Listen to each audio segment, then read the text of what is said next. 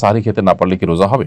সাহরি খেতে না পারলেও রোজা হবে। কোনো কারণে কেউ সাহরি খেতে পারলো না, তার মানে তিনি রোজা রাখবেন না, ব্যাপারটা কিন্তু তা নয়। অনেকে আছেন যে সাহরি খেতে না পারলে তিনি ভেঙে পড়েন যে কিভাবে রোজা রাখবেন। আসলে এতটা দুর্বল হওয়া, এতটা হীনমন্য হওয়া মুসলমানের সাজে না। এই জন্য সাহরি খেতে না পারলেও আমি রোজা রাখলে আমার সেই রোজা যে একেবারে আমার জীবনহানি করে ফেলবে, আমি মরে যাবো, এরকম তো না। এই জন্য হিম্মত করা দরকার। তাছাড়া সাহারি খাওয়াটা এটা, এবং রোজা রেখে যদি রক্ত দিলে আপনি অসুস্থ হয়ে রোজা রাখা কঠিন হয়ে যেতে পারে, এরকম কোনো আশঙ্কা না থাকে, তাহলে সেক্ষেত্রে আপনি রোজা রেখে রক্ত দিতে পারেন, কোনো অসুবিধা নেই। রমজানে রোজা রেখে শরীর থেকে রক্ত বের করলে যে রোজা ভেঙে যায় তা কিন্তু নয়। মূলত শরীরে কোনো কিছু প্রবেশ করলে যেটা আমাদের খাদ্য বা আপনার পানীয়ের কাজ দেয়, যেটা আমাদের শরীরে এনার্জি সৃষ্টি করে, অর্থাৎ ক্ষুধা নিবারণ, পিপাসা নিবারণের কাজ দেয়, সেরকম কিছু যদি শরীরে প্রবেশ করে তাহলে সেটা রোজা ভঙ্গের কারণ হয়। এখানে তো শরীর থেকে বের হয়েছে।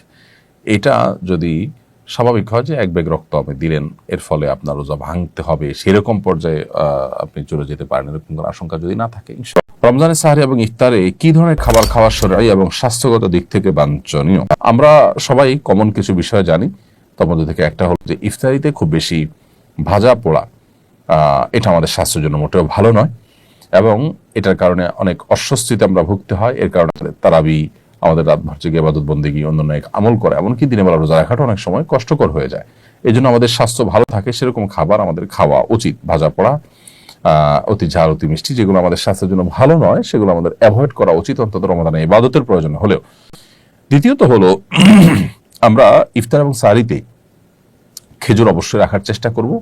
এটাতে প্রচুর পরিমাণ খাদ্য শক্তি, এনার্জি যেমন রয়েছে, এমনিভাবে এমন সব খাবার রাখবো, দেশীয় ফল এবং অন্যান্য খাবার যেগুলো সুফল আমাদের শরীরে নানাভাবে ইনশাআল্লাহ আসবে। বিধে আমরা সেদিকটাকে বিশেষভাবে খেয়াল রাখবো, মনোযোগ দিব ইনশাআল্লাহ। এবং খুব বেশি আপনার উদরপূর্ণ করে খেলে ইবাদতবন্দি করতে অসুবিধা হয়, সেটা অস্বস্তির কারণ হয়, সেটা আমাদের স্বাস্থ্যের জন্য খারাপ হয়, এবং শরীয়ত ও শিল্পের জন্য আমাদেরকে নিরুৎসাহিত করেছে। সেজন্য আমরা চেষ্টা করব যে পরবর্তী ভিডিও পাওয়ার জন্য চ্যানেলটা সাবস্ক্রাইব করে লাইক করে শেয়ার করে দেবেন প্লিজ।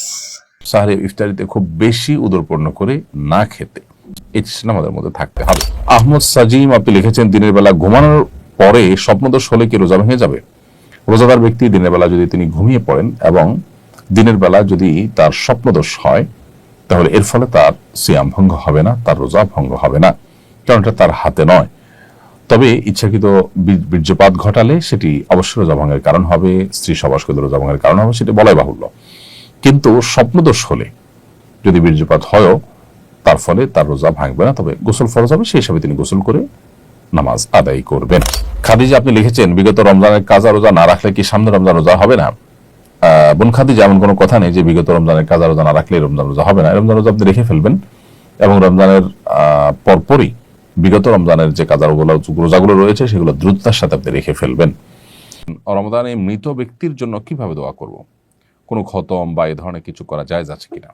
খুবই প্রাসঙ্গিক একটি প্রশ্ন করেছেন আমাদের এক বোন।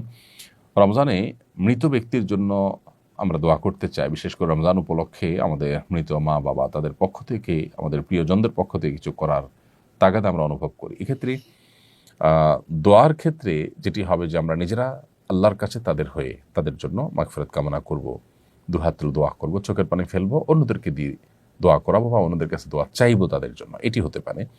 দ্বিতীয়ত, তাদের তরফ থেকে আমরা দান সাদাকা করব। মৃত ব্যক্তির জন্য যে সমস্ত বিষয়গুলো করা যায়, তাদের পক্ষ থেকে উমরা করা যায়, হজ করা যায়, দান সাদাকা করা যায়, কোনো ব্যক্তিকে আপনার খাদ্য দেওয়া যায়, আল্লাহর কাছে দোয়া করা যায়। অনেকগুলো আমাদের মতে আপনি কোরআনে কারিমের তেলাওয়াত পড়ে যদি বলেন যে আল্লাহ এর সবটা আমি তাকে দিতে চাই, সেটা অনেকের মতে দেওয়া যায়। এই যে ব্যাপারগুলো যেগুলো মৃত ব্যক্তির তরফ থেকে করা যায়, সেগুলো আপনি করবেন। এর বাইরে খতম করার একটা প্রচলন আমাদের সমাজে আছে, যে রমজান উপলক্ষে আমাদের মৃত ব্যক্তির তরফ থেকে খতম করে। আসলে লোকজন ভাড়া এনে টাকা পয়সা দিয়ে খতম করালে সওয়াব তো হবেই না, বরং গুনাহ হবে। কারণ খতম, কোরআনে কারীম তেলাওয়াত পড়ে শেষ করা বা তেলাওয়াত করা, এটা ইবাদত, এটার বিনিময় দেওয়া এবং নেওয়া জায়েজ নাই, বিধায় এটা চলবে না। হ্যাঁ, আপনারা পরিবারের সদস্যরা কেউ কোনো অংশ তেলাওয়াত করলেন, করে এটার সওয়াব যেন আল্লাহ তাকে দেন সেই হিসাবে আপনি নিয়ত করলেন, বাস এটা হতে পারে। এবং আপনারা নিজেরা ভাগযোগ করে নিলেন, পুরো 30 পারা কোরআন নিজেরা ভাই বোন বা আত্মীয় স্বজনরা ভাগ করে নিলেন, এবং সবাই যে যেটুকু পড়লেন এটার সব যেন আল্লাহ তাআলা তাকে পৌঁছে দেন, সেজন্য দোয়া করি। এটা হতে পারে অনেক ইমামদের মধ্যে সেটির সুযোগ রয়েছে। এমনি ওসমান গনি লিখেছেন, রোজা না রাখতে পারলে কি তারাবি পড়া যাবে? কোনো কারণে কেউ রোজা রাখতে পারলেন না, অসুস্থতার কারণে সফরে আছেন, তারাবি পড়তে পারবেন।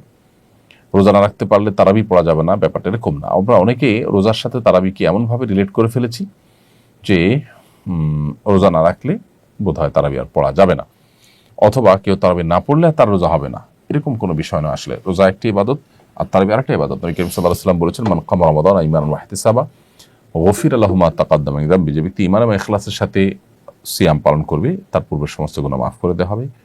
ঠিক একই হাদিসে নবী সাল্লাল্লাহু আলাইহি ওয়াসাল্লাম আরও বলেছেন, যে ব্যক্তি ঈমান এবং ইহতিসাব বা ইখলাসের সাথে তারাবি সালাত আদায় করবে, আল্লাহ তাআলা তার পূর্বের সমস্ত গুনাহ মাফ করবেন। ছোটখাটো গুনার কথা মিন করা হয়েছে। তো এই জন্য আপনি কোনো কারণে রোজা রাখতে যদি নাও পারেন, তারাবির সময় হলে আপনি তারাবি পড়ার সুযোগ সামর্থ্য থাকলে অবশ্যই আপনি তারাবি পড়বেন, আল্লাহ আপনি রক্ত দিতে পারেন। রমজানে রোজার একটা সুন্নত আমল, এর ফলে রোজার মূল স্ট্রাকচার ফরজ বা ওয়াজিব তো আর ছুটছে না, যার কারণে আপনার রোজা হয়ে যাবে।